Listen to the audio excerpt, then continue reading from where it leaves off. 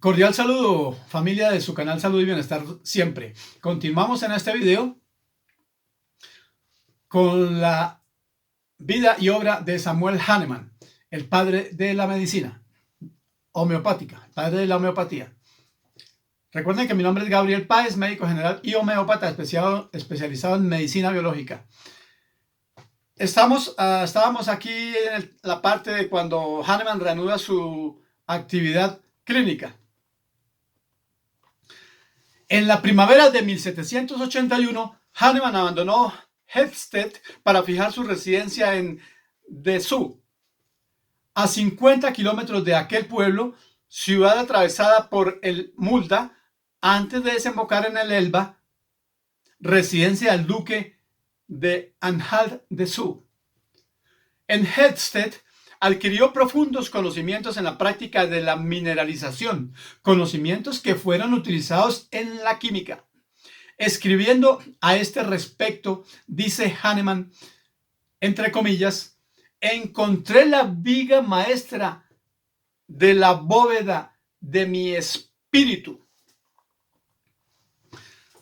Recordemos que Hahnemann fue quien implementó el método físico-químico de dilución de las sustancias y también implementó la potenciación, la dinamización. En grandísima parte fue a todo ese bagaje que tenía con sus conocimientos de química y mineralogía. Todo esto lo iba preparando a él para ese descubrimiento que viene más adelante. Hahnemann, en esta ciudad de Dessau, se escribe Dessau con doble S, no tengo ni idea de cómo se pronuncia porque de alemán poco, encontró nuevas relaciones de personas cultas y se halló en las proximidades de las regiones mineras del Harz oriental que le permitieron completar sus conocimientos en las ciencias y en la industria de las minas. Fue bien recibido en Dessau, especialmente en la farmacia del Maure, así llamada por una magnífica estatua de negro protegida por una sombrilla que se eleva a la puerta de la entrada. El farmacéutico Heisler pone a su laboratorio a la disposición de Hahnemann. Pudo así el sabio proseguir en sus experimentos. Heisler había sucedido al farmacéutico Kustler, cuya viuda desposara. De su primer casamiento, la señora Heisler tenía una hija, Juana Leopoldina Enriqueta Kustler, nacida el 1 de enero de 1764, 17 años, en plena juventud, hermosos ojos, muy activa y bien educada, estaba preparada para dirigir un hogar. Hahnemann con sus 26 años, Enriqueta Kustler con sus 17, se amaron, pero el joven médico reconocía que sus recursos eran insuficientes para el establecimiento de un hogar, especialmente donde el número de médicos le impedía que rápidamente hiciera una buena clientela. Abandonó por esta razón Dessau, fijando residencia en Gommern, a 40 kilómetros de esta ciudad, buscando los recursos que le aseguraran la posibilidad de formar un hogar.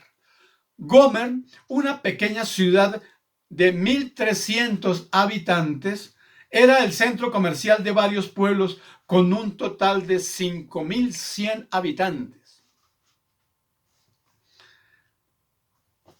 Hahnemann reconoció que en esta aldea no existía ni había existido médico por lo menos en los últimos 39 años. 40 años atrás existió una farmacia en ese lugar, lo que hace suponer que en esa época en Gommern debe de haber habido un médico. La población enteramente indiferente a la presencia de un médico no le dispensó la consideración debida. Descubrió Hahnemann que los habitantes de Gommern, en su mayoría agricultores, no le ofrecían una clientela fija capaz de asegurar su subsistencia, como probablemente había sucedido con sus predecesores. entregóse por esto cada vez más al estudio de la química. Después de año y medio de su soledad en Gommern, regresó a Dessau por su novia, Juana Leopoldina Enriqueta Kuchler, y el casamiento se celebró el 17 de noviembre de 1782, teniendo la novia 18 años y él 27. Regresó a Gommern, donde instaló su hogar. En ese año de 1782 publicó Hahnemann los primeros ensayos médicos, entre comillas, los primeros ensayos médicos, consignados en Medizinische Beobachtungen de Krebs, Quedlinburgo. En estos escritos hay un artículo sobre el cáncer que despertó la atención del mundo médico hacia su autor. Los continuados estudios de química llevaron a Hahnemann a conocer obras francesas de Demangy, miembro de las academias de medicina de París y de Berlín. Demangy había sido comisionado por la Academia de Medicina de París para escribir una obra sobre química industrial. Demangy estudió el arte de fabricar los productos químicos. El arte de fabricar los productos químicos.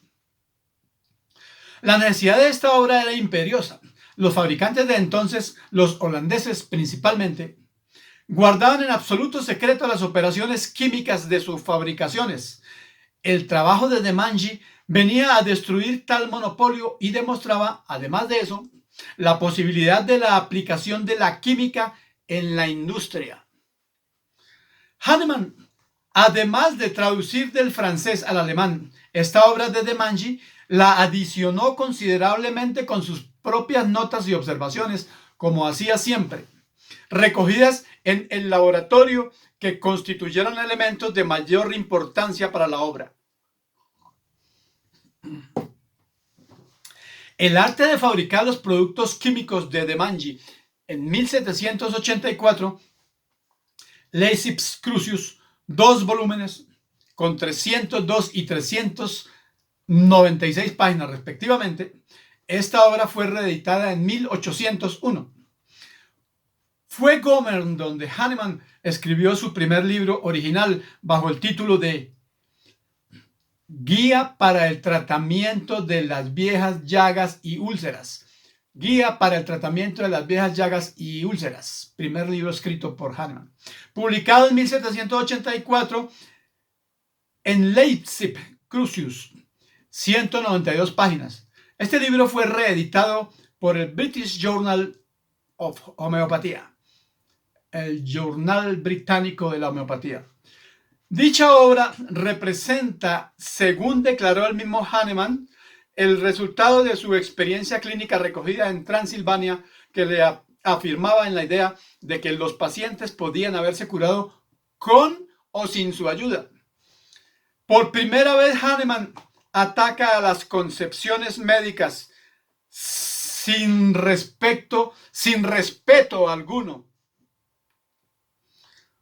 a la ciencia de la época, sin la menor consideración para sus colegas, manifestándose por su modo de atacar como el futuro polemista que llegó a ser. Condenó la orientación corriente de cauterización de las heridas. Censuró a los médicos que se nivelaban a los peluqueros, a los pastores y a los verdugos cuando estos practicaban más por ignorancia que por convicción. En esta obra, Hahnemann y en muchos otros artículos publicados en Leysips, a pesar de sus opiniones originales y nuevas, todavía admitía algunas ideas de la escuela clásica, especialmente en el caso de enfermedades de las señoras. En la menopausia, por ejemplo, no condenaba la sangría. Médico auxiliar que más tarde combatió con ardor y violencia. Medio auxiliar que más tarde combatió con ardor y violencia. Recuerden que en esa época estaba de moda hacer sangrías, desangrar al paciente y prácticamente matarlo por esta causa. Manifestábase igualmente contrario al uso del alcohol, café, emplastos de plomo y al uso interno de sublimado corrosivo. Recomendaba el aseo, ejercicios al aire libre, baños fríos y calientes y todo lo que legítimamente pudiera contribuir para el bienestar y alegría del enfermo. Ahí ya se empezó a separar de la práctica de esa época. Sus publicaciones, a pesar de la sinceridad, a veces ruda, fueron recibidas con simpatía y consideración. Fue todavía en Gommern donde Hahnemann vio nacer a su primogénita en 1783, quien recibió el nombre de Enriqueta. Bien amigos, en el próximo video vamos a continuar con la obra y gracia de Samuel Hahnemann, en donde ya fue director de Salubridad Pública en Dresde. Recuerden que mi nombre es Gabriel Páez, teléfono celular y WhatsApp 310-2055-103, siempre a su servicio. Continuamos en el siguiente video.